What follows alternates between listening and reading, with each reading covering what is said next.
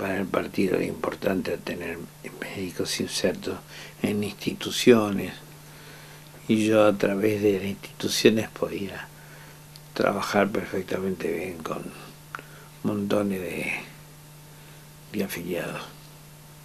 Yo actuaba como médico siempre a través del hospital de clínica. Eso me permitía a mí, incorporar, internar, atender a muchos militantes del PC que de otra manera era imposible hacerlo. ¿Y cuántos años tuviste en el partido?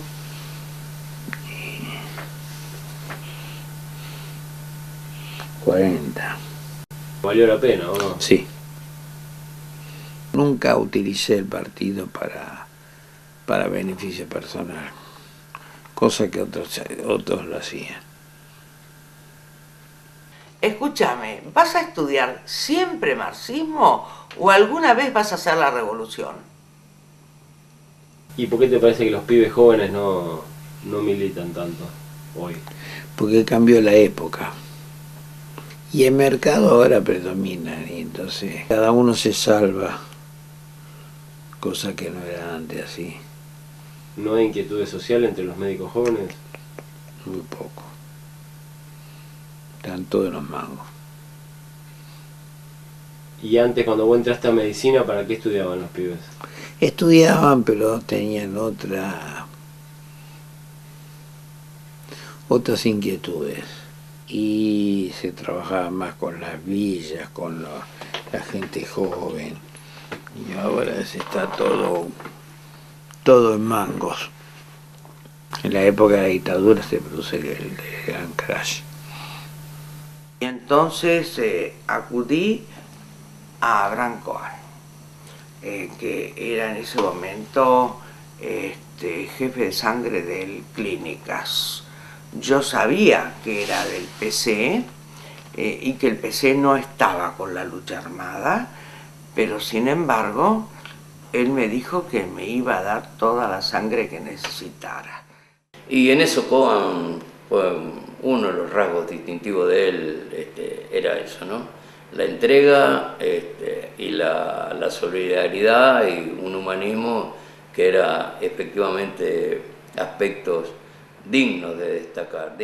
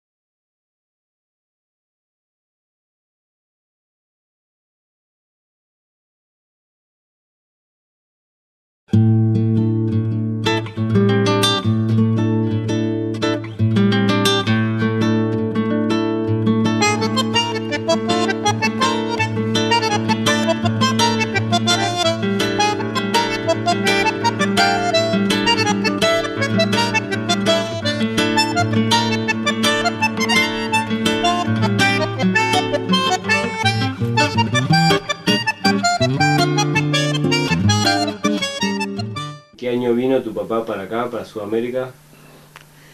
Y en el 27, 28. ¿Y tu vieja? No, mi hija ya estaba radicada acá en la Argentina. ¿Cómo se llamaba tu mamá? Sofía Berman, ¿Y de dónde era tu vieja?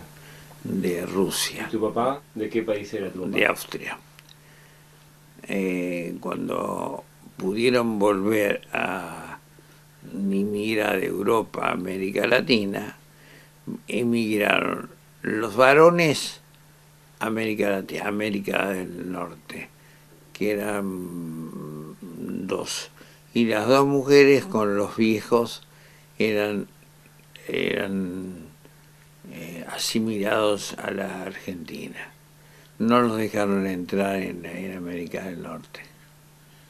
Y ahí se produjo la división con la familia de mi madre.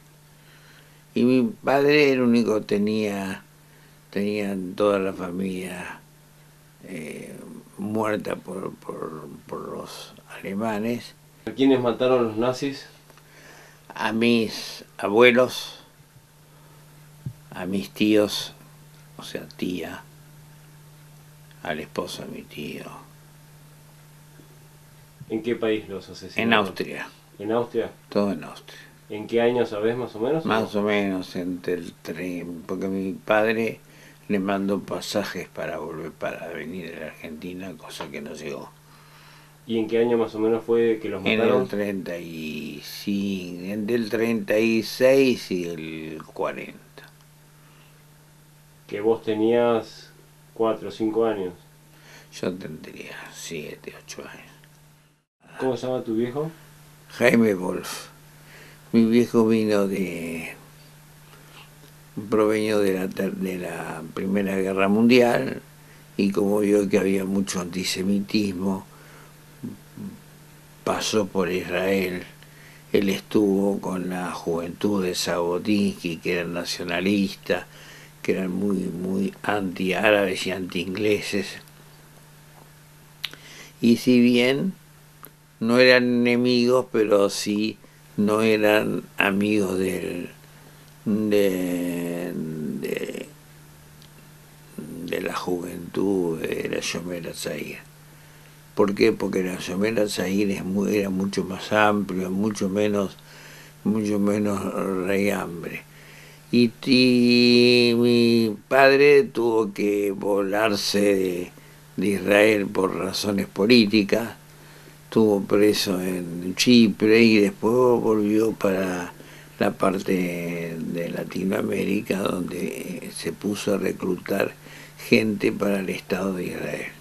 Pero él había estado por ahí cuando todavía no existía Israel, ¿o no? Cuando todavía no existía. Precisamente, justamente que Israel existió después del 45 y él estuvo después del 22, 23 hasta el 29. Y después volvió a América Latina a reclutar gente y pelear también con los ingleses en contra de los alemanes. Los ingleses en ese momento eran aliados entre comillas, pero eran aliados, porque a su vez los ingleses eran amigos de los árabes. ¿Y qué opinaba tu viejo de Shomer HaTzair, de que vos estuvieras en Shomer HaTzair en Uruguay? Él muy contento no estaba, porque él era más nacionaloide. Estaban por el Estado de Israel, porque ellos sufrieron mucho el antisemitismo en toda Europa, y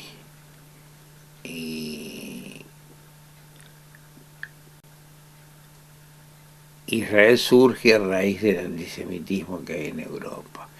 Ya antes de la guerra del 39, la guerra del 14, ya el antisemitismo era una cosa instalada. Algunos ricos se iban a Estados Unidos, otros no. Porque tu viejo lo había pasado mal en la guerra, ¿no? Muy mal. Murió un hermano de él, entonces de ahí decide... En la Primera Guerra. En la Primera Guerra Mundial. Y decide ir a Israel Estuvo en los kibbutz, ¿Vivió en los kibbutz tu viejo? sí, y también fue prisionero de los ingleses. Y después vino para acá. ¿Y tu mamá tenía ideas políticas? No, no, mi vieja no tenía ninguna idea política. ¿Y tu vieja opinaba de que vos estuvieras en la Yomer Atzair? No, porque mi militancia no era muy mayor tampoco, porque yo trabajaba, estudiaba, no tenía mucho tiempo de militar. ¿De qué trabajabas?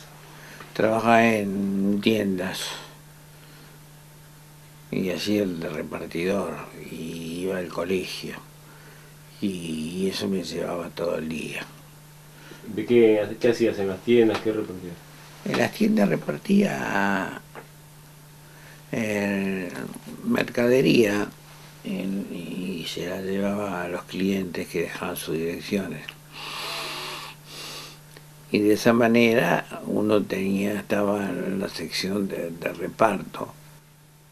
¿Y tu papá leyó a Marx en hebreo? ¿Puede ser? ¿Que una vez me No, dijo Enrique o no? algunas cosas, pero él leía de todo.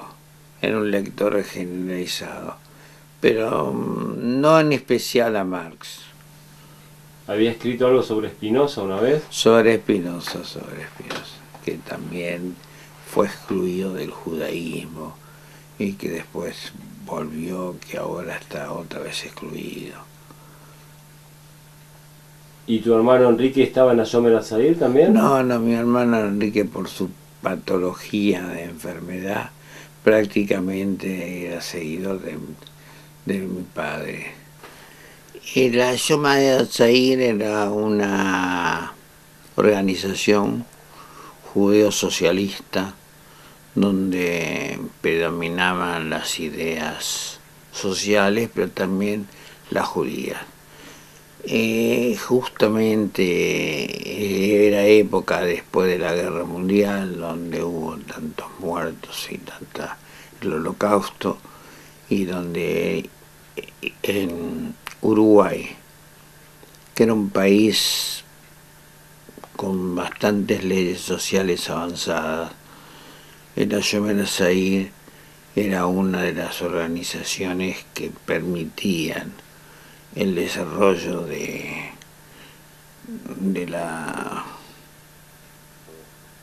la legislación y de los derechos del trabajador. Entonces, y permitía de esa manera poder integrarse en los colegios, fundamentalmente en colegios y en lugares de trabajo. ¿La gente que iba a Yomer Atzair de qué edad era? ¿Eran chicos, gente vieja? Chicos de 15, 16 años. ¿Vos qué edad tenías cuando ibas ahí? 16 años. ¿Y cuánto tiempo estuviste en la Yomer Atzair? Y hasta los 18. Y la Yomer Atzair era una política del sionismo, pero también del socialismo, donde el socialismo, con la vanguardia de la Unión Soviética y demás, eran banderas que se esgrimía y que se tomaba como culto para las otras organizaciones. ¿Y defendían los kibbutz? ¿Qué opinaban Los de kibbutz. El kibbutz era una manera social de incorporar el país. Y el kibbutz tuvo origen en Israel. Entonces, fundamentalmente, la mayoría de jóvenes de América Latina, más que de Europa, fundaron los kibbutz, también con europeos. Y en el kibutz se trabajaba en forma cooperativa. Cada uno hacía lo suyo desde el punto de vista laboral, desde el punto de vista intelectual, integraban todo una caja, un organigrama donde permitía criar al chico, trabajar con él,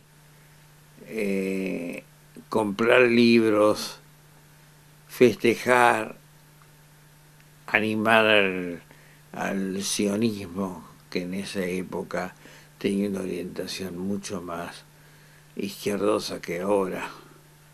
Ahora prácticamente es de derecha. Y prácticamente el kibutz está tragado porque la sociedad moish israelí está absorbida por el mercado y por la ciudad, y entonces el kibutz fue perdiendo de un 30% a un 3%. El kibutz era la parte de orientación intelectual. Y en Uruguay, Ayomer Atzair, ¿tenía vínculos con la juventud socialista, la juventud comunista? No muchos, pero tenía vínculos importantes. No eran muchos. ¿Por qué? Porque más bien él tenía vínculos más con la congregación judía que con la comunidad no judía del Uruguay. Pero a su vez tenía una orientación social que permitía tener un vínculo social con los comunistas. ¿Y cuál era la vida cultural de esos pibes judíos ahí? ¿Cómo era? ¿Qué hacían? ¿Había bailes, fiestas? Y había fiestas, bailes, que yo no estaba organizado mucho porque a mí me lleva mucho tiempo el estudio y el trabajo, porque para poder trabajar, para poder estudiar tenía que trabajar. Yo trabajaba de repartidor en tiendas, la madrileña, iba al colegio secundario a la noche, entonces prácticamente tenía todo el día ocupado. De repartidor de mercadería que entregábamos en todos los lugares de Montevideo, y después a las 5 de la tarde volví hasta al colegio a las 11 de la noche y volví a mi casa.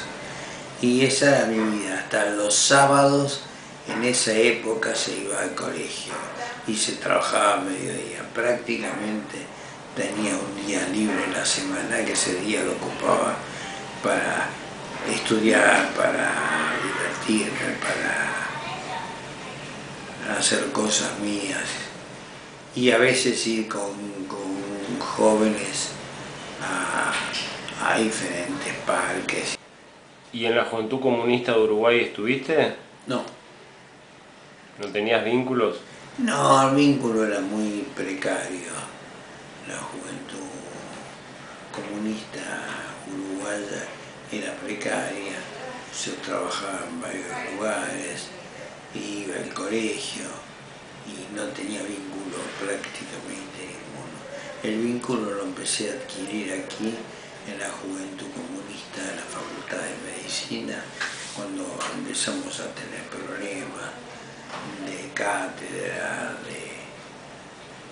de manejo estudiantil en asambleas. Es ahí donde empezamos a tener un poco de contacto con gente joven, y es ahí donde empecé a ingresar a militar dentro de la Juventud Comunista Argentina.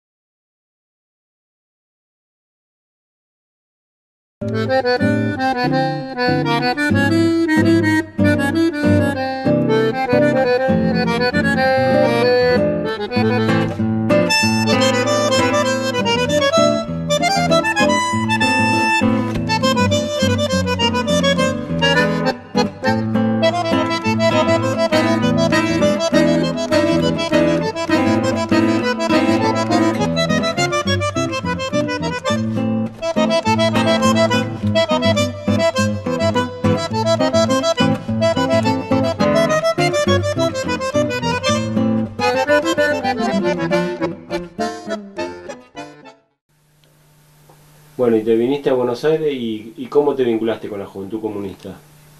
No, para vincularme con la juventud primero tuve que hacer todo el tramiterío de hacer el secundario de vuelta porque tuvo que producir reválida.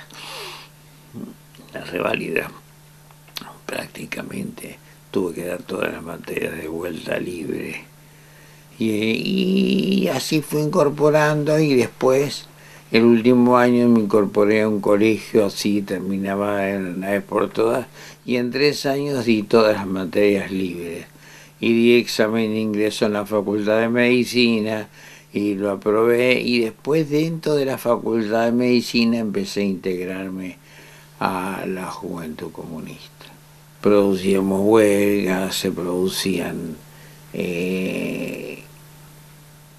bastante ideológicamente avanzado en la universidad y de esa manera incorporamos a compañeros y yo fui uno de ellos de los que incorporamos. Y después del primer año me empecé a juntar con compañeros porque peleábamos por A, por H, por B, por muchos inconvenientes que teníamos en ese momento, y así surgió la incorporación mía, que yo ya venía con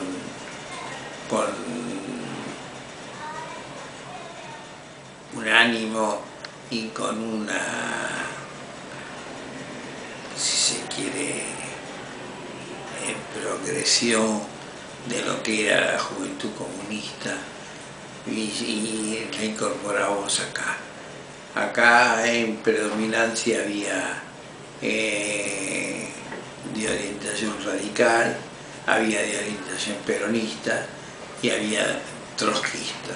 Y nosotros nos incorporábamos como comunistas, y así paulatinamente fuimos incorporándonos, y en las asambleas se empezó a instalar la reforma universitaria, el gobierno tripartito, fue creciendo el partido, teniendo afiliados, estudiantes, médicos graduados y profesores. Militamos, la verdad, mucho tiempo juntos, particularmente años intensos fueron década del 60 y gran parte de la dictadura de Onganía después del año 66. Nosotros compartíamos la dirección de un comité barrial que tenía una particularidad, era el Comité Barrio Retiro. La particularidad era que los compañeros nuestros eran miembros de direcciones de sindicatos en los cuales, a los cuales conducíamos, y que eran todos ellos de mucha importancia. Por ejemplo, el sindicato gastronómico, el sindicato de músicos, y organizaciones como, por ejemplo, comisiones internas y cuerpo de delegados, donde teníamos una activa participación, como por ejemplo entre los trabajadores de APUBA, del Hospital de Clínicas, y 2 edificios fundamentales estratégicos de la antigua Obra Sanitaria de la Nación, que eran los edificios de Córdoba y Ayacucho, un edificio que es un monumento histórico, ocupa toda una manzana, y de Charcas y Callao, donde residía la Dirección Nacional de Obras Sanitarias. Nosotros conducíamos esos cuerpos de delegados. Teníamos también organizaciones de ferroviarios, los ferroviarios del Mitre, que teníamos una célula, compañeros que, inclusive uno de ellos, que era delegado de los obreros ferroviarios de esa línea, la línea del Mitre, después, como consecuencia de una lucha, quedó cesante y consiguió trabajo en la cocina del Hospital de Clínicas. El doctor Coan, que era un destacado profesional y un extraordinario compañero, seguramente habrá hecho alguna gestión para que este compañero cesante ferroviario pudiera ingresar en la planta permanente del Hospital de Clínicas en la cocina. Luego se destacó como un buen cocinero también. Era Méndez, que era el responsable de la cocina, y cuando vio que compañeros nuestros querían llevarse la carne que correspondía a los pacientes, el acuchillazo limpio les hizo dejar la carne, porque decía que eso no era de un comunista, que los comunistas ganaban las cosas de otra manera, y él era responsable de la cocina del hospital. ¿Y era militante comunista? Era mi recontra militante. En las asambleas, en los legados, en todo. El Hospital de Clínicas tenía una organización partidaria donde coexistían, digamos, trabajadores, obreros, empleados, personal no médico y también los profesionales en la discusión y en el debate de cómo aplicar la línea del partido que era válida para todos. Después cada uno de ellos tenía su propia vida sindical, digamos, en sus respectivas organizaciones, particularmente los empleados y obreros, es decir, personal no médico, en la Asociación de Personal Universitario de la Universidad de Buenos Aires, APUBA. La célula dependía del barrio Retiro. La zona de Retiro. Estaba Alberto Russo, ¿de qué trabajaba él? Alberto Russo era linotipista. Él abastecía de material que daba el partido, Nuestra Palabra, Nueva Era, hacíamos reuniones de célula.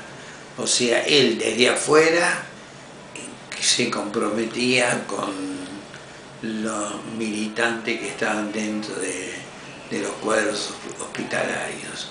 Nos reunimos en el Café de los Estudiantes, a veces en la casa de él, a veces en mi casa, pero generalmente funcionábamos en los bares. Igual que el otro que pertenecía a la zona de Retiro, que era Ramón de los Reyes, que era secretario del gremio. ¿Era de tu misma célula, Ramón de los Reyes? Era de mi misma célula. Y respetado por peronistas, no peronistas. Él fue uno de los delegados a Vietnam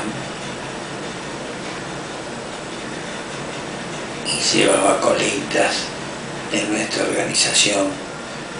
Ramón de los Reyes ocupaba siempre la secretaría de Retiro, un hombre grande,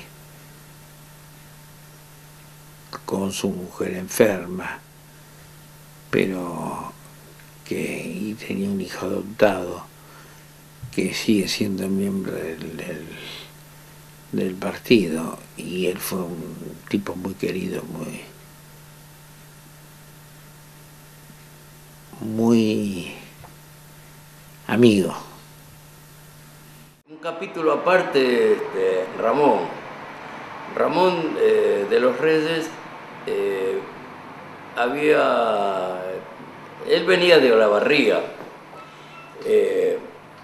había conseguido trabajo en la construcción acá en la capital federal, y era de la zona de Constitución, hasta que tuvo algunos problemas con la conducción del partido en ese momento, se alejó, y luego, cuando él se incorpora a Obras Sanitarias, vuelve al partido, y como trabajaba en un distrito que dependía de ahí, de Charcas y Callao, pasó a formar parte del barrio Retiro, de la célula de Obras Sanitarias del barrio Retiro. El hombre llegó a ser el secretario gremial del Sindicato Capital y Gran Buenos Aires de los trabajadores de Obras Sanitarias, y vivía también cerca del 11 y llegó a tener una amistad muy fuerte, de vínculos muy sólidos con Coan, que no solo los vinculó la actividad, la relación casi diaria, sino que, bueno, por esas circunstancias, una de las empleadas del Hospital de Clínicas, una empleada administrativa, se puso de novio con el hijo de los Reyes. Luego, bueno, se casaron, tuvieron hijos y demás, pero como esa muchacha compartía diariamente las tareas vinculadas a la propia actividad del Hospital de Clínicas, pero además a la organización partidaria, lo ligó más a de los Reyes, y luego, bueno, también fue paciente del doctor Coan. El gallego Daniel era el responsable económico de la célula de retiro. Y él era un miembro activo que estuvo preso también, de la célula de retiro, del organigrama de la célula, y él era uno de los encargados económicos de la célula. ¿Él había militado en el Partido Comunista de España? Él había militado en el Partido Comunista de España y estuvo preso allá. ¿Estuvo preso con Franco? Con Franco. Y después se escapó, después estuvo acá, tuvo hijos acá y se separó de su mujer y tenía Daniel Roig, su militancia, hasta que volvió a España. Y acá estuvo preso, ¿no? Acá estuvo preso en la época de Lanuse. ¿Cómo fue que cayó preso? Me tenía que llevar unos volantes a mí y se le abrieron los volantes en plena lluvia, entonces cayó preso. Y Roy, ¿sabés que los detalles no los conozco? Sé que fue consecuencia de no sé si al final se concretó la volanteada o no en el Hospital de Clínicas. Ahí fue, todos los compañeros que habían participado en la volanteada fueron reprimidos, se dispersaron, pero Daniel tenía con él un paquete. Él fue el responsable de llevar y organizar la distribución. Entonces cayeron sobre él y bueno, por cualquier cosa te metían en Devoto, te armaban una causa, ibas a parar en Devoto. Los primeros presos que salieron con Cámpora y compañía.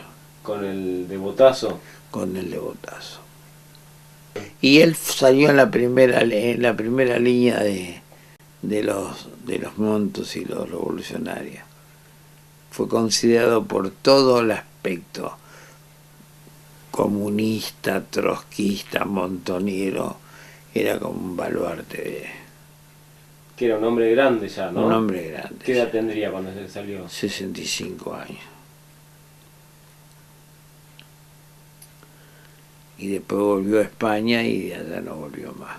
¿Lo pudiste ir a ver cuando salió del Devotazo? Sí, de Devotazo lo fui a mover. ¿Vos estuviste en el Devotazo? Sí, y él salió de los primeros pasos.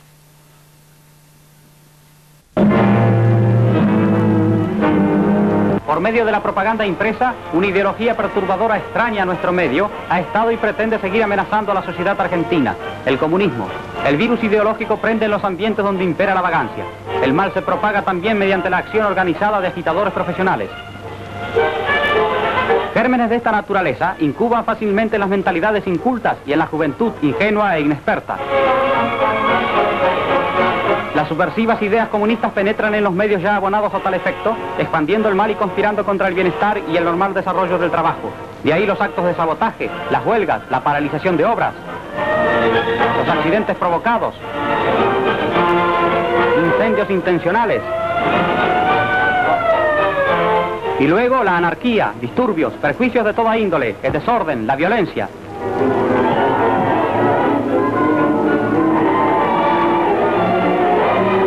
Contra la peligrosa filtración de teorías tan disolventes como destructoras, la policía de la capital ha organizado una sección especial, la de represión del comunismo.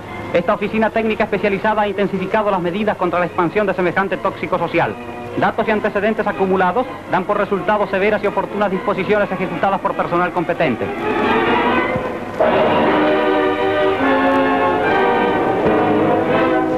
Numerosos allanamientos y detenciones han revelado la existencia de diversas organizaciones comunistas distribuidas en todo el país y han puesto en evidencia prácticas y recursos de agitadores de ocasión.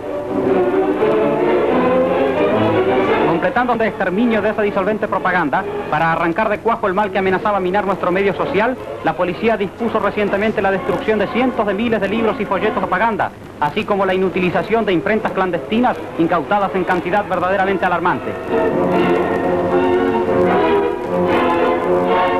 De que el comunismo no ha dejado de ser un peligro en acción, ahora enérgicamente conjurado por la actividad policial, lo prueban los prontuarios clasificados en la sección especial. A medida que fui conociendo gente, dentro del Comité Central me fui transformando en médico de los afiliados importantes del partido. ¿A quién más, de parte de Ernesto Giudici, atendiste en el Comité Central? En el Comité Central, a Rodolfo Scioldi en determinados momentos, a Oreste Scioldi, a Jaime Fuchs, a Rubén Císcaro. No, pero al final a Rubén Íscaro y a Rubén Íscaro y al hermano, ¿cómo se llama? Normando Íscaro. Normando Íscaro y Antinori, los conocí fuera, casi al final del 16 Congreso.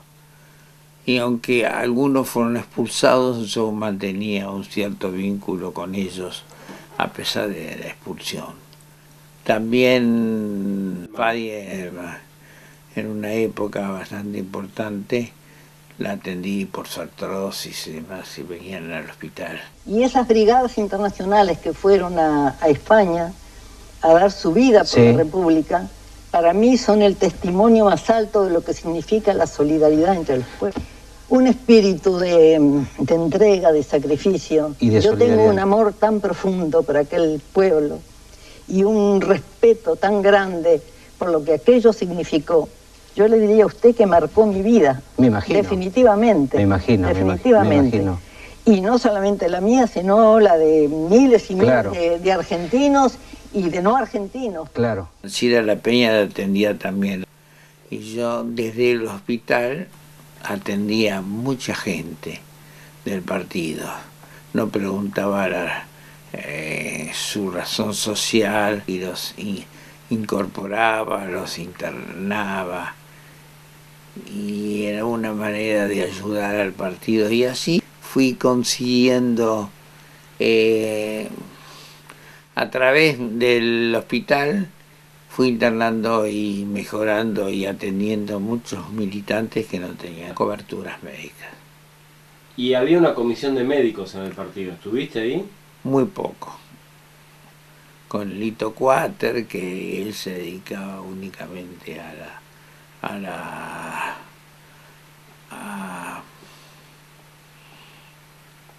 la atención de los cuadros de Central, pero yo tenía poca relación. Pero sí tenía relación con él cuando él necesitaba de algunas cosas. ¿A Codovila lo conociste? Lo conocí, pero no lo traté. ¿Y a Agosti? A Agosti lo conocí, pero muy poco lo traté. ¿Y al que más conocí, con el que más trato tuve, era con Ernesto Giudici y con Jaime Fuchs. Jaime Fuchs era el encargado de la Comisión de Economía. ¿Y con Oscar Antinori? ¿Con Aníbal? Con Oscar Antinori, él era custodio de los cuadros del partido, tuvo una muy buena relación.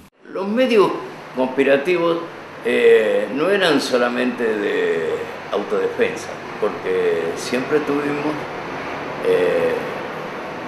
obligatoriamente teníamos, digamos, una parte de la organización que no era tan pública, destinada a la autodefensa de los compañeros que estaban en la lucha, en los sindicatos, en las marchas, que como dije anteriormente, todas las marchas eran reprimidas. Pero teníamos también, por ejemplo, una organización clandestina, de organización propiamente dicha, que era la encargada de, en plena dictadura, organizar las reuniones que se hacían fuera de los locales. ¿Y vos nunca integraste ese frente al que pertenecía Antinori? Mi manera de colaborar con el partido era que él necesitaba de personajes internados, operados, y él era el enganche conmigo, y de esa manera producía dentro del partido un beneficio, manera de colaborar, cosa que no hacían muchas veces la comisión de médicos. Coan formaba parte de un núcleo que estaba más bien vinculado al recibir y transmitir información para algunos sectores a los cuales no se le podía llegar de otra manera. Y después hay aspectos muy específicos que, como corresponde, cuando se trata de una organización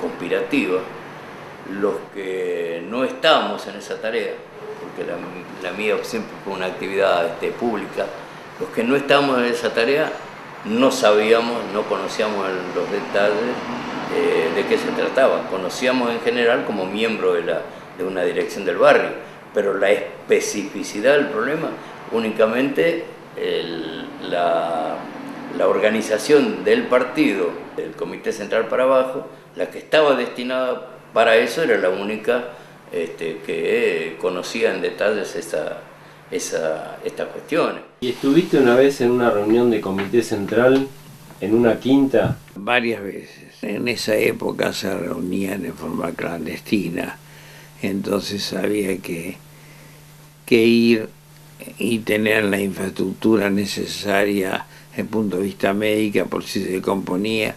Entonces en Moreno, por ahí, y fui a la quinta, intervine pasivamente en lo que se discutía, lo del Comité Central, la época de la NUCE. A veces muchos compañeros médicos tuvieron que atender clandestinamente a compañeros nuestros que fueron heridos o que estaban, tenían captura y estaban enfermos y había que atenderlos. Y muchas de esas tareas o algunas de esas tareas en el barrio y a nivel del propio comité de la capital, Coan tuvo alguna de esas. Y últimamente, en la última etapa, se incorporaba, yo me incorporé con el doctor Viallo, con el médico, y le ayudaba a varios que él operaba, o que él intentaba operar y no podía internarlos. Era Jorge Viallo. Sí, cosas que uno vivió en esa época, que vivimos todos, y recordándolo acá, particularmente los que estuvimos en la conducción, en este caso en concreto Coan, son aspectos de la militancia que uno no lo olvida fácilmente, ¿no? Creo que estos son lo fundamental, por lo menos lo que yo recuerdo y de las que me tocó a mí vivir junto con Coan y otros compañeros, de un momento de la militancia no sencilla, pero donde nos encontró bien parados desde el punto de vista de la solidez de un núcleo de conducción, en este caso el Barrio Retiro, que contaba con estos compañeros de gran capacidad, de gran entrega, de gran convencimiento, dispuestos a jugarse hasta la vida en defensa de lo que uno pensaba que era justo, ¿no? Y entre ellos Coan fue, por lo menos para mí, fue un ejemplo.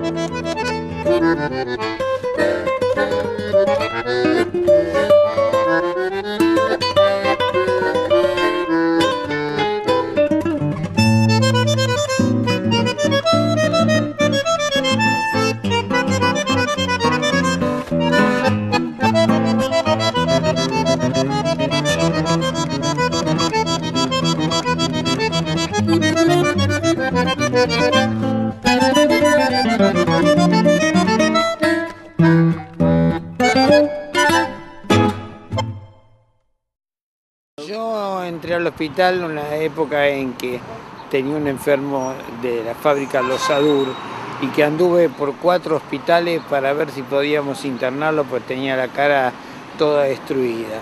Hasta que caí en el hospital de clínicas en el Costa Boero a las 11 de la mañana. Me dijeron, la única lugar donde se puede internar es la cátedra 9 del profesor Casterán. Y ahí fui con el paciente, fui con toda la cara destruida y lo internaron. Y después lo fui a visitar y le recompusieron la cara. Y en ese momento la secretaria me dijo si quería trabajar de hemoterapia en el instituto. Y le dije que sí, y ahí a los 3-4 días fui a ver al doctor Marleta. Y él me ofreció de trabajar de técnico de hemoterapia. Yo trabajaba de técnico en Nosplat, en un laboratorio del Ministerio de Educación. Empecé a trabajar en León 59. De técnico, y ahí empezamos a militar, porque ahí teníamos problemas gremiales bastante importantes, que por casualidad estaban divorciados de los problemas estudiantiles. ¿Ya estabas en la Juventud Comunista? Ya estaba en la Juventud Comunista. ¿En qué año entraste a la Juventud Comunista? Y más o menos 58. Y ahí conocí a Alberto, ahí conocí a algunos, Alberto Russo, y unos que apoyaban en la comisión interna desde afuera del hospital. O sea, había una célula para el hospital y otra para el movimiento estudiantil. Sí. ¿Y vos en cuál estabas? Era del hospital. Dentro del hospital de clínica estaba el gremio de APUA, y APUA manejaba a los técnicos, a los enfermeros, a los porteros. O sea, prácticamente era un gremio muy importante dentro de la universidad. Nosotros, mediante el gremio, fuimos creciendo bastante, haciendo amigos con peronistas, no peronistas, radicales, y conseguimos un montón de conquistas, mejoras salariales, prolongación en las vacaciones. Siendo estudiantes podíamos rendir 28 días libres en el año. ¿No estabas ahí con Aide? No, pero Aide dejó. Aide Michelesi. Michelesi, sí. ¿Militaba con vos? Sí, conmigo. Y... ¿Ella sabía que eras del partido? Sí, todo el mundo sabía. La gente de abajo sabía todo. ¿Y la dirección no sabía? No, ella no. La dirección del hospital. La dirección te echan a la mierda en 24 horas. Nosotros nos juntábamos con los del gremio y constituíamos una comisión importante. Se jugaba el decano, el rector, el director del hospital. Entonces fuimos y acompañando un proceso de liberación bastante importante que era el hospital de clínica. Y nosotros ahí teníamos poca fuerza, pero poca y mucha fuerza. Poca porque éramos pocos, pero hacíamos muchas cosas y nos íbamos incorporando frente a radicales que pretendían que las tareas gremiales sean independientes de lo que pasaba en la universidad. En el hospital de clínicas al principio, como era una entidad autárquica, los salarios eran menores, llegamos a conquistar mejores salarios, mejores ventajas sociales. Y en ese hospital trabajaba Marleta con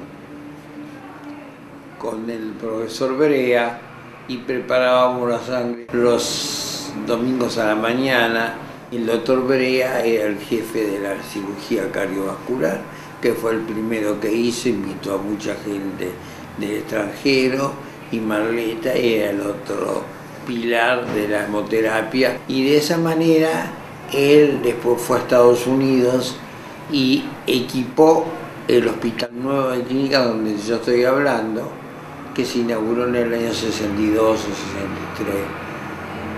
Todo tenía equipamiento con sangre heparinizada, liofilizadores, citoaglomeradores, que eran aparatos que servían para congelar los glóbulos rojos, que eran muy difíciles de conservar, y varios instrumentos que no había en el país. Y eso se fue constituyendo en el hospital de clínica.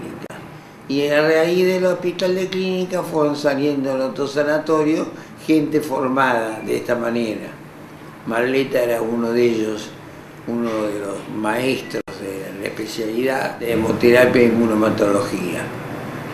Traía libros del extranjero, en esa época no existía el internet, no existía la computadora, no existía nada, sino el libro que lo traía y él lo distribuía para que nosotros pudiéramos leer. En esa época se empezaba a hacer la cirugía cardiovascular, con frascos al vacío, con bombas, o sea, toda una renovación de la medicina tradicional. Y que el clínica, por más viejo que sea, siempre tuvo la virtud de mantenerse, y su jefe, sus profesores permitían de que la medicina adquiriera una envergadura de tal magnitud que siempre estaba a la vanguardia de todo. ¿Este rol lo cumplía siendo un hospital público? Siempre un hospital público. Y eso fue hace más o menos 45 años, 44. En esa época, que utilizar la sangre esta corpórea y era un hecho casi como ir a la luna. En esa época no existía el SIDA, no existía la hepatitis C, no existía la hepatitis B, y se hacía Chagas, BDRL, Utleson, y el donante que quería donar sangre. Y de esa manera todos los lunes a la mañana preparábamos la cirugía para este efecto extracorpóreo, con una bomba extracorpórea que era la única que había en Sudamérica y que la había traído Brega y Marleta desde Suecia. Yo después que trabajé con el doctor Marleta, con la bomba extracorpórea, me incorporé como médico hemoterapeuta de la maternidad Pardo, y ahí hacía exsanguinotransfusiones, transfusiones intraútero, punciones intraútero para medir a las sensibilizadas, que eran muchas en esa época.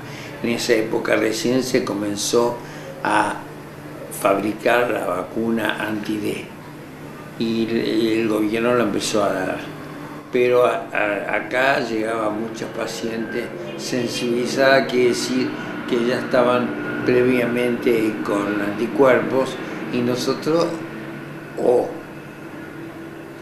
le hacíamos transfusiones intraútero o sacábamos el chico previamente y hacíamos la exsanguina. Los resultados fueron exitosos.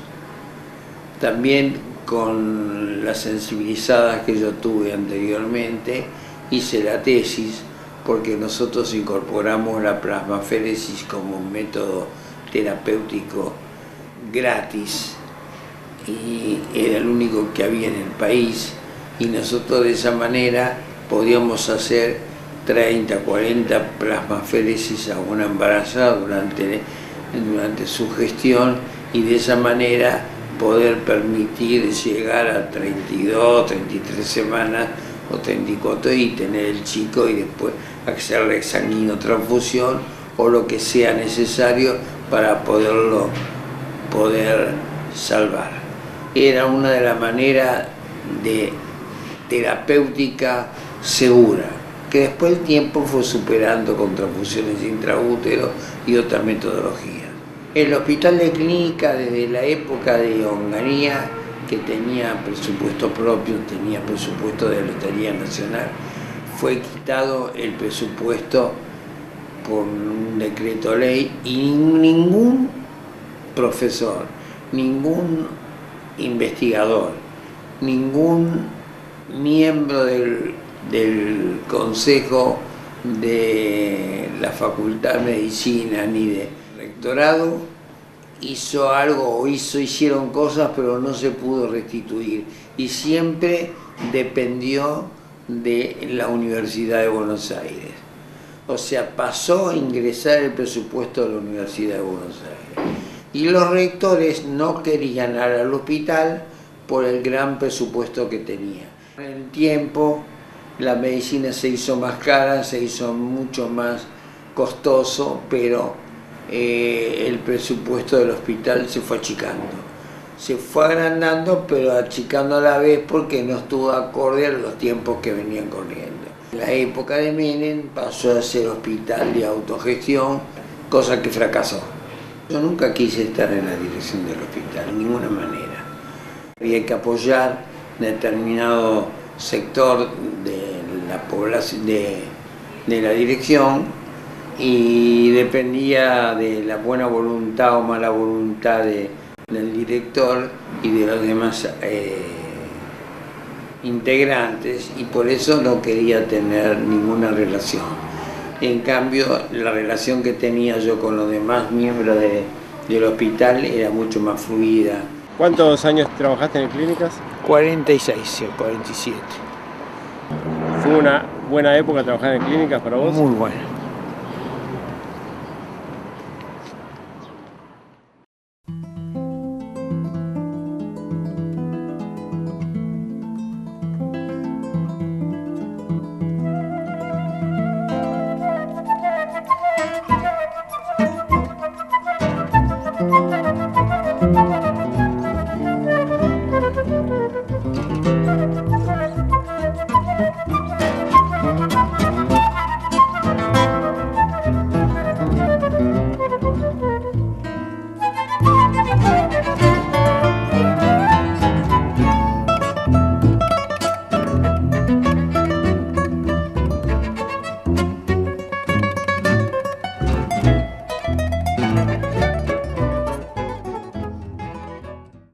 Una particularidad del gobierno de la dictadura de Onganía fue la represión en general, la ausencia total de aspectos, digamos, de la democracia formal. Los sindicatos fueron intervenidos, intervinieron músicos, intervinieron gastronómicos, despidieron ferroviarios. Se vivió mal. pero ahí actuaban tanto células del gremio, células estudiantiles. Un ensañamiento con el movimiento estudiantil, es decir, el avasallamiento a la universidad, a la autonomía universitaria, la famosa noche de los bastones largos y cuantas cosas, también lo tuvimos que aguantar y nunca cerrar las puertas. Siempre facilitamos nuestros locales para que los estudiantes que eran reprimidos y impedidos de reunirse en sus propios centros apelaban a las organizaciones partidarias para llevar adelante su tarea. El debate era quedarse o irse, y hubo un error en irse. ¿Quedarse o irse de dónde? De la universidad. ¿Y qué se decidió finalmente? Irse. Había que renunciar. Había que renunciar, cosa que a la larga fue perjudicial. Porque incorporar gente nueva costó mucho. En otras facultades no tanto, pero medicina fue terrible. Porque una vez que te echaban era muy difícil incorporarte.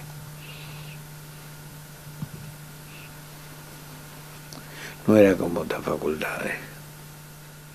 La noche de los bastones largos fue una cosa jodida.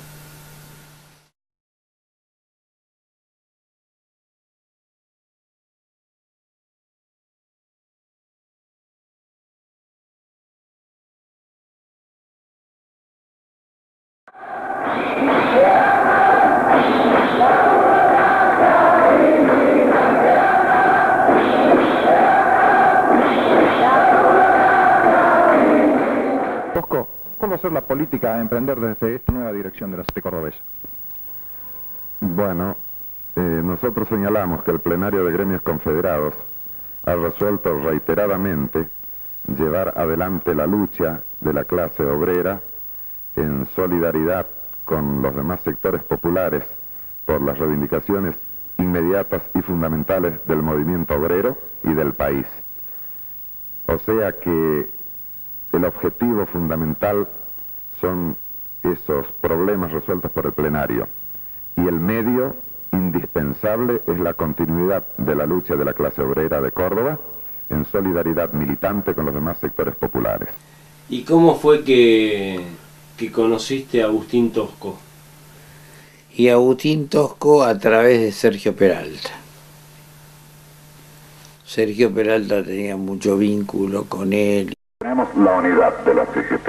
Nuestro pensamiento, nuestra práctica, nuestra vocación fundamental de trabajadores está en defender la unidad, pero una unidad en la acción, unidad en la lucha y unidad orgánica tal cual está planteada en estos momentos en la unidad combativa del sector del peronismo legalista que encabeza el compañero Atilio López, de los gremios independientes de Córdoba y de los gremios no alineados. Creemos que el movimiento obrero de Córdoba, que la clase obrera de Córdoba quiere una CGT unida, no quiere una CGT sectaria, no quiere una CGT sometida a ningún partido político, quiere una CGT que responda a las bases obreras y defienda con unidad en la lucha y con unidad orgánica los derechos de los trabajadores de Córdoba. Eso queremos y eso quiere el movimiento obrero y eso vamos a defender nosotros. Y después que salió de la cárcel, estuvo en mi casa. ¿Quién? ¿Tosco? Tosco. Estuvo también en el Hotel Savoy, que era de los radicales, pero él corría riesgos ahí. Lo acompañamos a Tosco en la polémica que tuvo con Rucci en la televisión. ¿Vos fuiste? No, yo estuve afuera esperándolo para cuando yo escuché la polémica en otros lados. Pero el día que Tosco fue a la polémica, ¿lo llevaste vos? Lo llevé yo. Lo traje yo, lo sacamos después. ¿Y dónde durmió después de esa noche? Él en mi casa y también después durmió en la otra casa. ¿Y pudiste conversar cuando durmió en tu casa, Tosco? Sí, conversábamos bastante. ¿Y de qué hablabas? De política. Volábamos sobre Córdoba y mirábamos esta tierra tan querida. que tuvimos que abandonar por más de 6 meses, cuando recordábamos el estar en la prisión, recordábamos a nuestros seres queridos, a nuestros compañeros, a nuestros amigos, cuando los recordábamos a ellos y sabíamos que estaban luchando con dignidad. Era un integrante que respetaba el PC, que no era del PC, que respetaba a los alpianos, y él era un eje central dentro de la política gremial cordobesa. ¿Y qué anécdotas te contó Tosco cuando hablaste con él? Él tenía un juramento con Ongaro, estaban en la cárcel, que si salía uno no salía el otro, entonces Ongaro salió antes, y que él mantuvo toda una serie de premisas que después Tosco pasó a la clandestinidad, y en la clandestinidad fue cuando ahí él tuvo su muerte.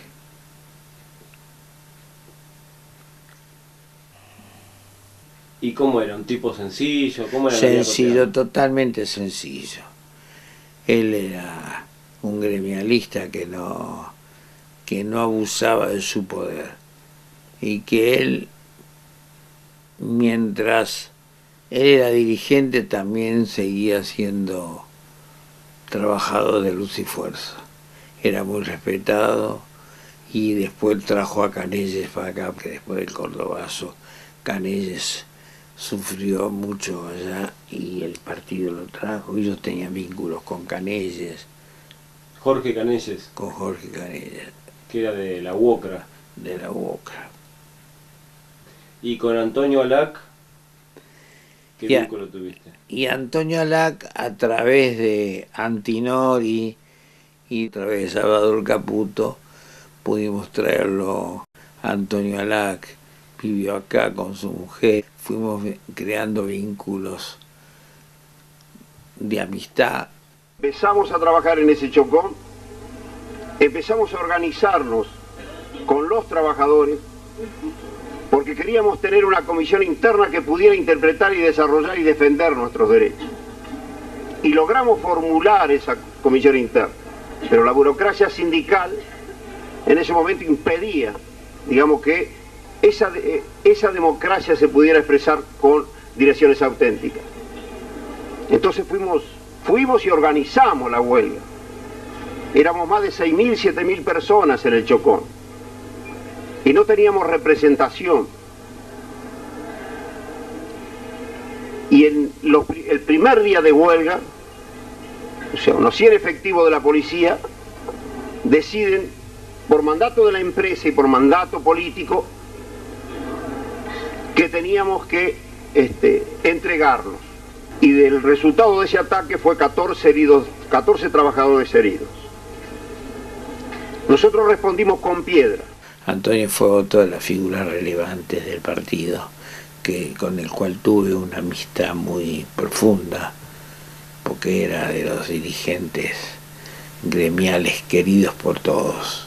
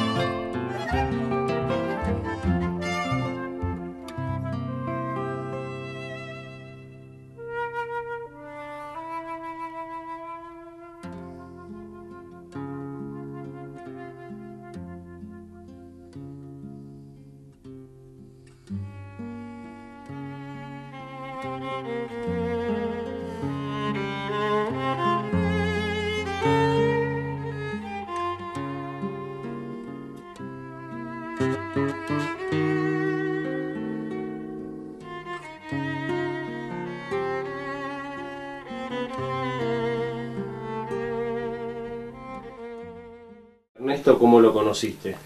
A través de Sergio Peralta. ¿Ernesto Giudici? Ernesto Giudici, que él no tenía domicilio adecuado, tenía problemas familiares, su hija discapacitada, su mujer enferma, entonces empecé a tratarlo y a conseguir cosas para él a través mío, porque él a través mío utilizaba los recursos como para poder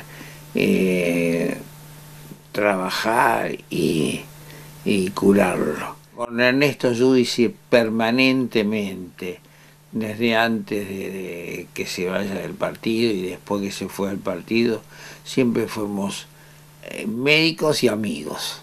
¿En qué año lo conociste, Ernesto Giudici? Y más o menos en el 69. O sea, como 20 años fuiste amigo más o menos. Más de 20 años. Era amigo, lo iba a visitar, y él seguía escribiendo, él escribía para otras editoriales, después se fue del partido, después fue con el ERP, con los Montos. Se vio con Giudici, pero con Giudici lo que pasa es que Santucho veía en el PC un partido. Santucho siempre vio en el PC ese partido que él quería, nada más que con una línea de lucha armada y revolucionaria.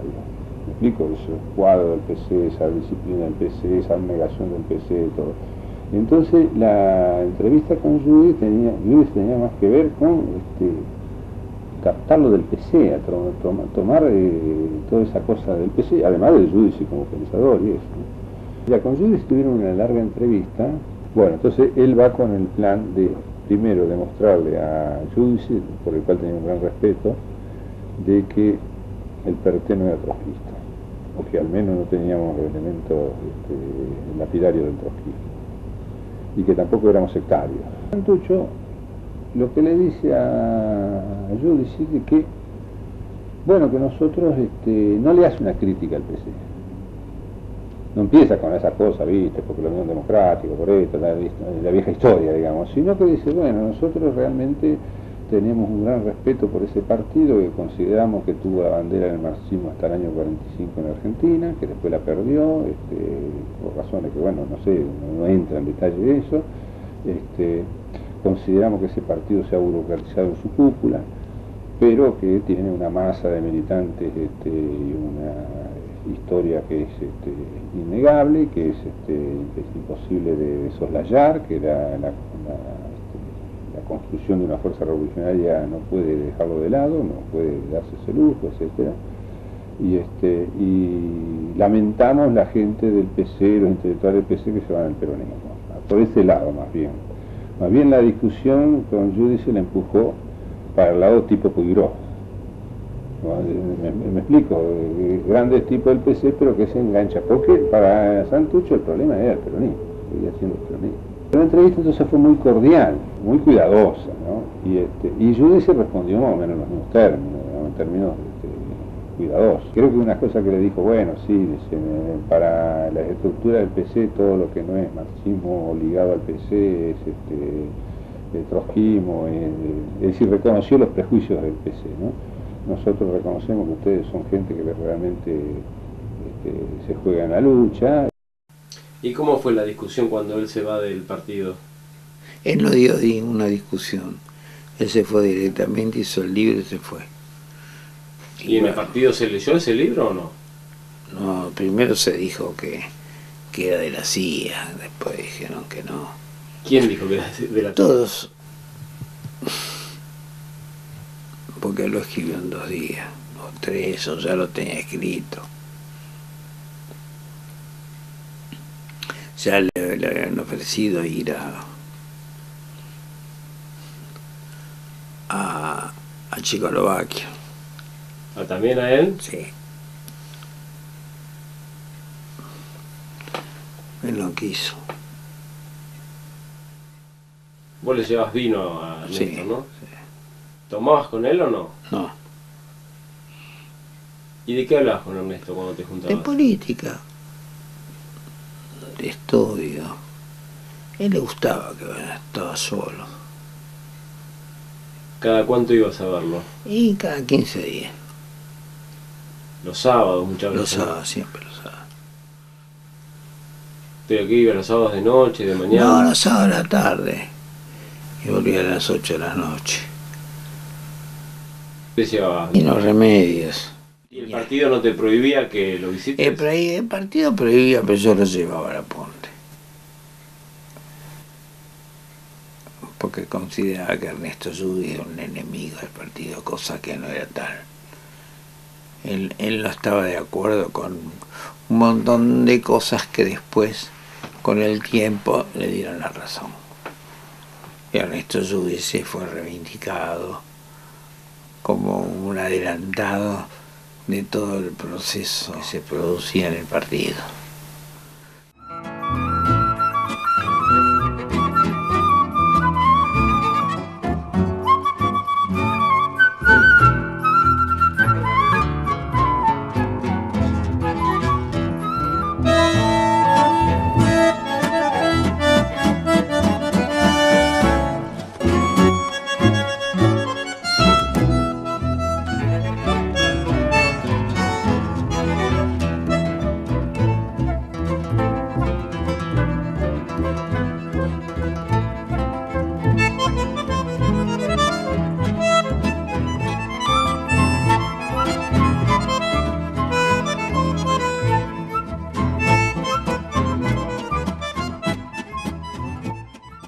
¿Y a Daniel Open lo conociste? Daniel Open era conocido del grupo, el bar Los Estudiantes, donde reuníamos Trosco, donde reuníamos comunistas. O sea, era una mancomunión de militantes. ¿En qué año y entre qué año fuiste al bar de Los Estudiantes con todos estos compañeros? Y desde el 56, 57 hasta el 63. Y en el bar Los Estudiantes se reunían todos. Inclusive algunos ahora que viven, que no militan, nos vemos. Mantuvimos una amistad. También conocí al Negro Cabrera, que el Negro Cabrera ¿Quién era el Negro Cabrera? El Negro Cabrera pertenecía a la juventud peruana, que luego se incorpora a la juventud guevarista en Cuba, y es uno de los integrantes cubanos muertos en Bolivia con el Che. ¿Y cuándo lo conociste al Negro Cabrera? Y de estudiante, desde que entré a la facultad. Este vínculo con un médico que era Mansilla. Mansilla, que pertenecía al PRT, eran vínculos que eran del hospital, de la universidad. ¿Dónde lo conociste a Mansilla? En el bar Los Estudiantes. ¿También? Sí. Lo conocí a Abraham Cohen y debe haber sido por el año 50 y pico, sí, antes de que se recibiera Coco, mi compañero de médico. Creo que eran de la misma época y siempre estábamos en el bar de Los Estudiantes con gente del PC. Y yo creo que ellos creían que nosotros éramos compañeros de ruta, así que nos trataban de acercar. Además de marxista, era tronquista. Ahora parece ser que los tipos del PC no los odian a los tronquistas. En aquellas épocas, sí, los odiaban, eran enemigos públicos. Y mi marido era tronquista y había formado su grupo en la universidad y se presentaba en las elecciones de la facultad. De ahí seguramente del bar de los estudiantes, donde se reunía toda la gente de izquierda, ahí nos frecuentábamos todos. No sé si mi marido lo conocía de ahí o de alguna de las materias que dio, porque me doy cuenta que es de la misma camada. Pero nos hicimos muy amigos, muy amigos. Mi marido era un tipo muy loco por la política, entonces no podía tolerar, era beligerante, no podía tolerar un tipo que no pensara como él. En general no podía conversar con un tipo del PC, pero con el tipo del PC que podía conversar y amarlo, era Abraham. Lo amaba. Podían discutir horas y horas sin agredirse. Era una cosa increíble. No se agredían. ¿Y a Mansilla también de esa época lo conociste? De esa época teníamos relaciones médicas. Él hacía la cardiología de por acá conmigo. ¿Y cómo se integró al PRT? Buah. ¿Cómo fue esa historia? La historia es lindísima. Yo te dije que no le interesaba la guita para nada. Bueno, y fue en el año más o menos 74, 73. Los compañeros sí, todos querían ser capitalistas, ¿no? Y empezó a existir los monitores para hacer cardiología. Y los sanatorios no tenían monitores, porque en aquella época un monitor era como la primera calculadora que está en ingeniería que mide 8 metros, ¿no? El monitor era grande, había que transportarlo con un transporte especial y se necesitaba mucha guita. Entre 4 o 5 lo embalaron que él pusiera una parte para monitorear que ahora todos los cirujanos querían monitor. Y se pagaba bien. A él no le interesaba, lo hizo seguramente porque los demás lo querían. Bueno, una noche terminó la operación como a las 4 de la mañana, él no estaba, y bueno, estaban tan cansados los compañeros que dejaron el monitor en el sanatorio. Y vino la gente de la EP y robó el sanatorio. Y se llevó todo, aunque el monitor que costaba mucha guita. Nosotros éramos muy amigos de un muchacho médico que ya falleció, que se llamaba Norberto Rey. Era de Lerdo. Y se enteró que le habían robado el monitor a Coco. Coco no había hecho ningún reclamo, le interesaba un corno el monitor. A los 3 días coparon todo el Fiorito, todo el Fiorito lo coparon los de Lerdo, aunque cardiología, con banderas rojas y esto, con el monitor. Y lo traían de vuelta. Salió en Clarín, tengo el artículo de Clarín. Lo coparon y dijeron, nos hemos enterado que un médico, que es un médico del pueblo, fue robado por nosotros. Y nosotros no robamos a ningún médico del pueblo. Así que le venimos a devolver el monitor. Del monitor, ni me pregunte qué fue, no sé nada. A los 2 días, acá viene el asunto, a los 2 días llama por teléfono un médico cordobés. Nosotros era Miguel, pero era José Bedriel, con B corta. Él me pidió una entrevista cuando los chicos estuvieran dormidos y vino 2 días después. Sabía la historia de Coco por Norberto Rey. Le dijo que sabía que nosotros teníamos la biblioteca más fabulosa del marxismo en estas 2 habitaciones. Y le dijo una cosa a Coco que a mí se me cortó el corazón. Le dijo, escúchame, ¿vas a estudiar siempre marxismo o alguna vez vas a hacer la revolución? A mí, yo no estaba dentro de la cabeza de Coco, pero a mí me partió el marote la pregunta. A mí sí. Él se habrá ido como a las 12 de la noche, no nos dirigimos la palabra con mi marido porque estábamos muy sobrecogidos. ¿El grupo de Mansilla no te pidió sangre alguna vez en esas operaciones que hacía?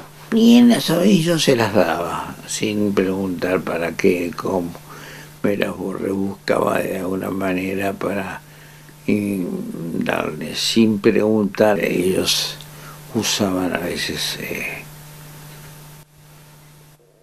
determinada unidad de sangre que yo se la podía dar porque del hospital era muy fácil extraer.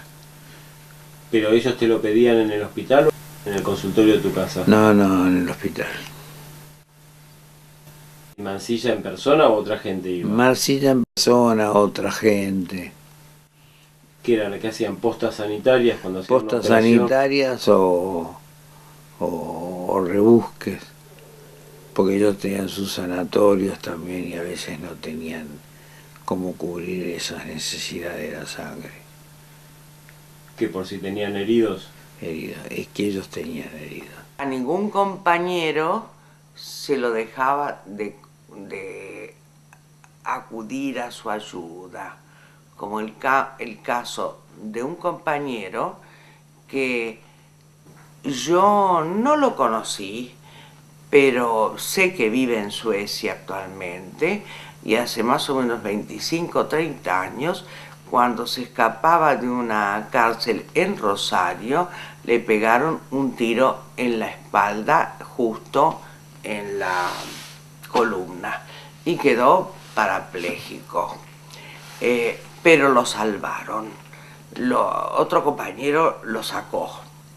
Pero el compañero, al tener una herida de esa naturaleza, necesitaba cambiar muchísimo de sangre. No soy médica y entonces acudí a Abraham Cohen, que era en ese momento jefe de sangre del Clínicas. Yo sabía que era del PC y que el PC no estaba con la lucha armada, pero sin embargo él me dijo que me iba a dar toda la sangre que necesitara. Y cada 15 días iba y él me daba 2 bolsas de sangre. Lo único que me había pedido es, vos si no la usás, la tenés que hacer milímetro a milímetro, tenés que cortarla para que no se sepa de dónde procede, pero milímetro a milímetro. Y me volvés a pedir, siempre tenés que tener 2 litros en tu casa, porque estos enfermos necesitan sangre, pero no permanente. Pero vos, cada vez que son 15 días, lo tenés que cortar con la tijerita, milímetro a milímetro, y tenés que tirar los papelitos 15 cuadras de tu casa para allá, 15 cuadras para acá. Bueno, ¿y él sabía que vos estabas vinculado al PRT? Sí, sabía. Yo me encontraba en una plaza con una médica que no sé, por supuesto en aquella época nadie sabía el nombre de nadie, no se daban los nombres. Y yo le llevaba los 2 paquetes, para mí era un riesgo, porque ¿qué explicación si alguien me encontraba con una bolsa con 2 litros de sangre extraído del Clínica? ¿Qué explicación podía dar que llevaba 2 litros de sangre del Clínica? Era un riesgo muy grande. Pero bueno, llegaba hasta la plaza con ella y ella tomaba los 2 litros, tenía un Citroën. Mira los años que era. Tenía un Citroën y ella se iba para no sé dónde a hacerle las transfusiones al compañero. Pero un día me pasó, esto habrá sido 2 años, pero me pasó una cosa increíble. Cuando yo entraba, como ya me conocía toda la gente administrativa, y yo decía que lo iba a ver al doctor Cohen, las empleadas me decían, pase, pase, pase. Pasé. Y él estaba, ¿con quién? Con la tipa que me recibía la sangre en la plaza. Yo me quedé muda. Dije, lo botoneé a Cohen. Lo botoneé. Pero no quise hacerlo. Entonces, a la noche lo hablé y le dije, mira, me ha pasado algo espantoso. Pero tampoco yo no sabía el nombre de la médica. Cuando estábamos en tu consultorio, entró una médica que es la que me recibe la sangre en la plaza. Y él me dijo ayer, ¿sabes una cosa? No sé el nombre. No me puedo dar cuenta, porque entraba tanta gente en mi consultorio que no me puedo dar cuenta quién fue. Fue un segundo, pero ella y yo ya quedamos las dos cocinadas. Por supuesto, yo no hice, a ella no le hice jamás un comentario, pero se lo tenía que contar a él, porque yo lo estaba botoneando a él, sin quererlo. ¿Te das cuenta? Lo estaba botoneando. La otra sabía, porque evidentemente si entraba así en el consultorio era del Clínicas también. Entonces lo botoneaba hasta el máximo. ¿Y cómo podía saber yo que iba a entrar esa mujer ahí en ese escritorio? O sea, nadie se conocía porque estaban todos tabicados. Todo el mundo estaba tabicado. La vinculación con Abraham vino de la amistad que Coco tenía con él de la facultad. Éramos muy amigos. Abraham venía muchos mediodías a casa y es una cosa increíble porque mi marido, que no podía soportar a ningún tipo del PC ni peronista, lo adoraba Abraham y podían hablar largas horas de política, muy queridos. Seguramente Coco me hizo la conexión con Abraham, porque yo, si bien era amiga, me la habrá hecho Coco, pero no recuerdo exactamente el momento. Sé que un día fui, él ya sabía lo que yo iba a buscar y no tuvimos que hacer ninguna explicación. Seguramente Coco, cuando habló, le dijo que nosotros éramos colaboradores del PRT, seguramente. Ahora, Coco no me contaba todo lo que me tenía que contar.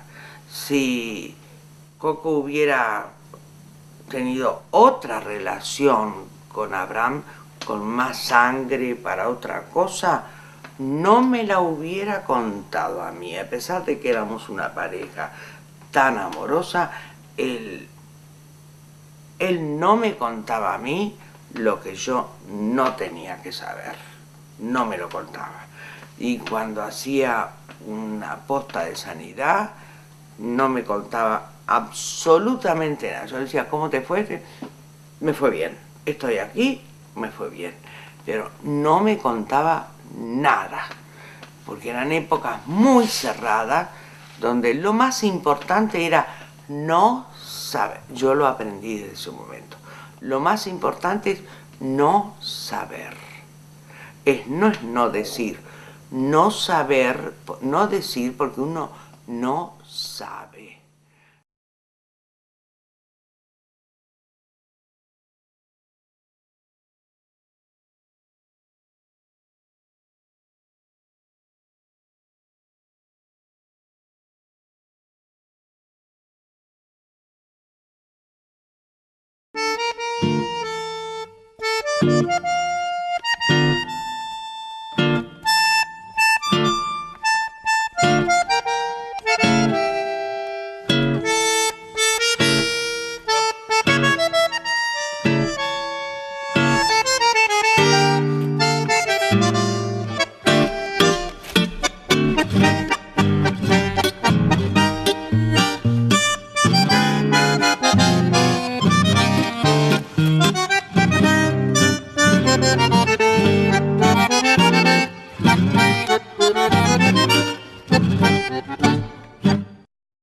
fue que te amenazaron de muerte en la época militar, en el 76?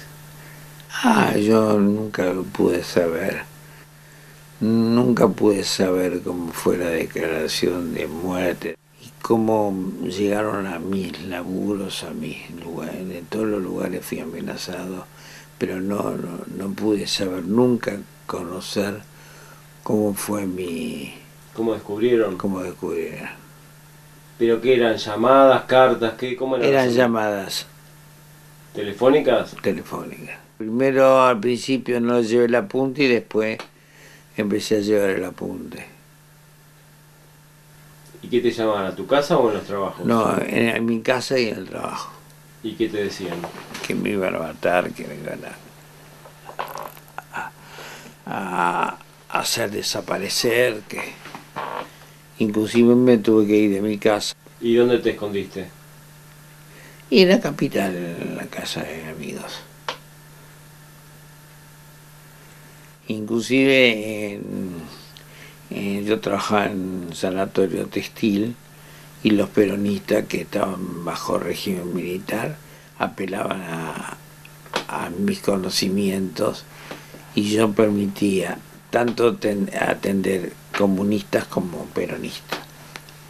Yo era rebeldón, era muy amigo de Giudice y estaba Juan Fusca, que era secretario y decir que hablar mal de Arguindegui era hablar mal del partido, porque Arguindegui era de los blandos de la junta militar y no era los pinochetistas. Bueno, pero eso fueron anécdotas. ¿Y que te amenazó con expulsarte? Con expulsarme. También me habían amenazado con expulsarme cuando me vieron almorzando con Giudice, pero yo no llevé el apunte. Después se dieron cuenta de que Giudice no era un enemigo. Ni yo era enemigo porque hablaba mal de Arguindegui. ¿Y el director del servicio de hemoterapia sabía que vos eras del partido? Sabía, sí. ¿Y cuando te amenazaron de muerte y te escapaste, qué hizo él? Y él tuvo la gentileza de decirme si quería irme a la quinta de él. Y él respetaba. Por lo menos. ¿Nunca te denunció? No, nunca denunció, todo lo contrario. Él, si se quiere, fue un protector. Y gracias a su protección pude solucionar montones de problemas sin no ser expulsado del hospital. ¿Y te ofrecieron viajar a Checoslovaquia o a Rusia? ¿Cómo era? A Checoslovaquia cuando atendía a la mujer de Jaime Fuchs.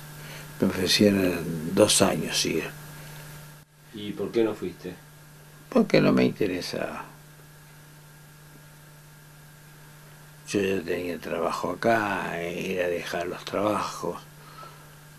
Y era como un premio a la constancia, porque después esta mujer tenía un domicilio ilegal y yo traté lo posible, la transfundía, le daba plasma y falleció y la sacamos del lugar y todo fue con colaboración mía. Y antes de fallecer, Oreste Scioldi ofreció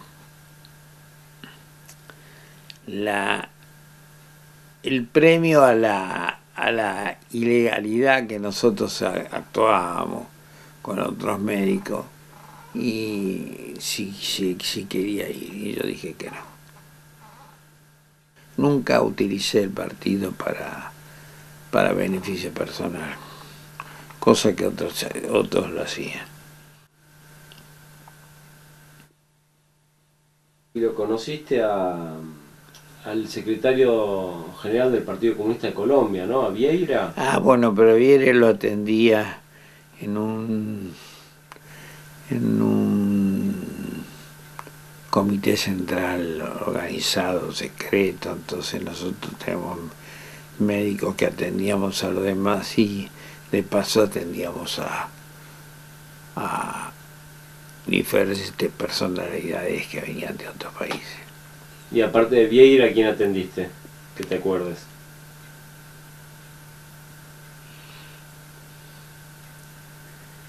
Al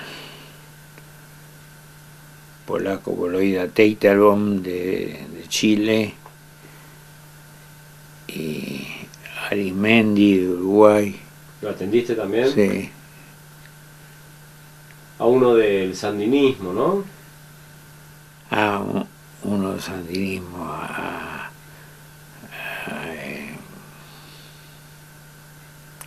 al embajador y a Ramírez.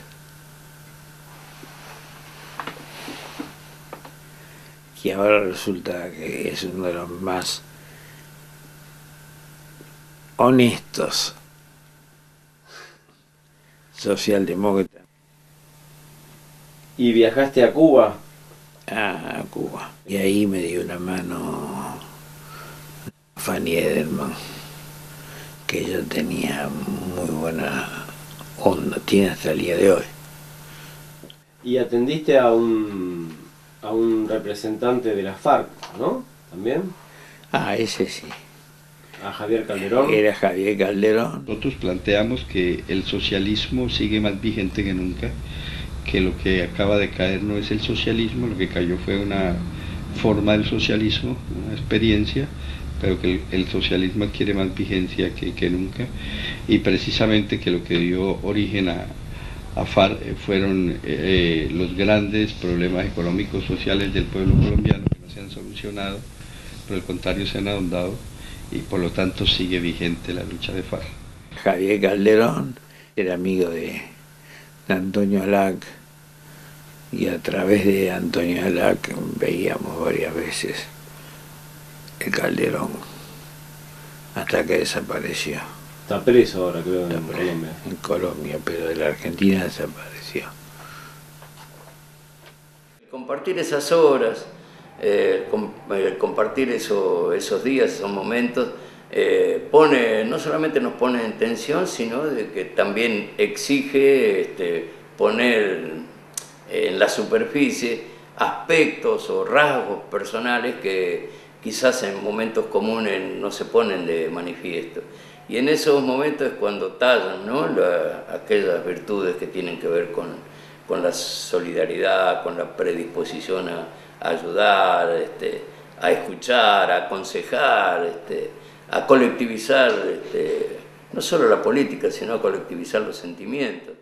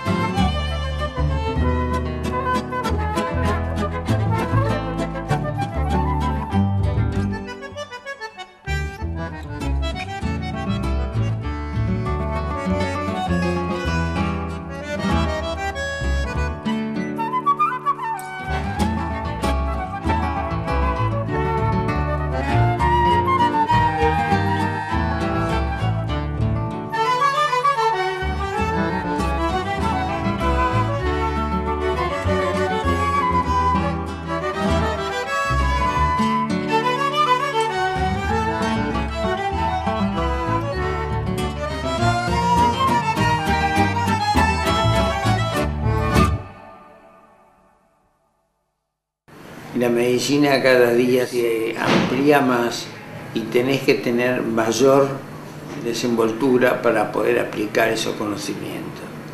Cosa que si no lo hace desde el punto de vista comunista no tiene ningún otro valor, sino comercial. El tiempo dirá si tenemos razón o no.